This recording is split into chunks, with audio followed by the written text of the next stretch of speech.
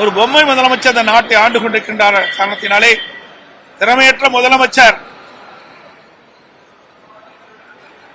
இன்னைக்கு நாட்டை ஆண்டு கொண்டிருக்கின்ற காரணத்திலே சட்ட ஒழுங்கு மிக மிக மோசமான நிலையிலே இருந்து கொண்டிருக்கின்றதுதான் நாடறிந்த உண்மை. இன்றைய தினம் அரக்கோணத்திலே ஒரு பெண்ணுக்கு ஏற்பட்ட அவல நிலை.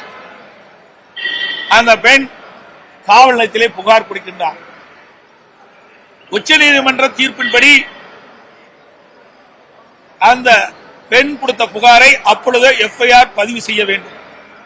ஆனால் அந்த பெண் 7ஆம் தேதி காவல் நிலையத்திலே புகார் கொடுக்கின்றார். 10ஆம் தேதி தான் அந்த புகாரை பதிவு செய்கின்றார்கள்.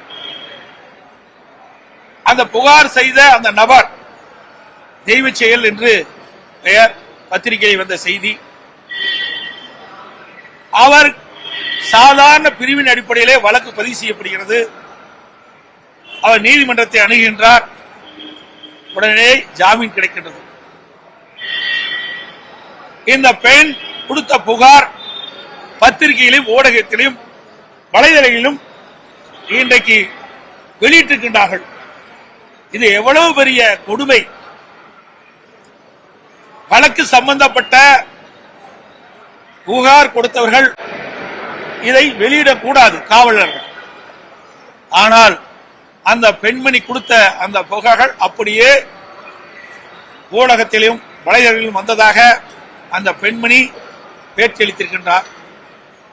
அதோடு தனக்கு ஏற்பட்ட கொடுமைகளை மேதகு ஆளுநரிடம் தெரிவிப்பதற்காக சென்னை சென்றிருக்கின்றார் அவருடைய தாயாருடன். அங்கே சென்றவுடன் அங்கே இருக்கின்ற காவலருக்கு இது தெரிய வருகிறது. மேதகு ஆளுநரை சந்திக்க விடாமல் தடுத்து நிறுத்தி அந்த பெண்மனையும் அவரோடு வந்த தாயாரையும் ஒரு ஆட்டோவில் 2 பெண் காவலர்கள் ஏற்றி வழியிலே இறக்கி விடுகின்ற கொடுமை இந்த ஆட்சியிலே தான் பார்க்கப்படுகிறது. அந்த பெண்மணி சொல்லுகின்றார், இவ்வளவு கொடுமை எனக்கு ஏற்பட்டிருக்கின்றது. எனக்கு ஏற்பட்ட இந்த அவலங்கள் வேற எந்த பெண்ணுக்காக ஏற்பட்டால் அவர்கள் எப்படி துணிந்து வந்து புகார் கொடுப்பார்கள் என்று அச்சத்தோடு தன்னுடைய நிலைமையை ஊடகத்தின் வாயிலாக வெளிப்படுத்தியிருக்கின்றார். இந்த செய்தியெல்லாம் ஊடகத்தின் வாயிலாக வெளிவந்திருக்கிறது. எவ்வளவு மோசமான ஆட்சி நடைபெற்றுக் கொண்டு என்பதற்கு இந்த அரக்கோணமே சாட்சி என்பதை இந்த நேரத்தில் தெரிவிக்க விரும்புகின்றேன்.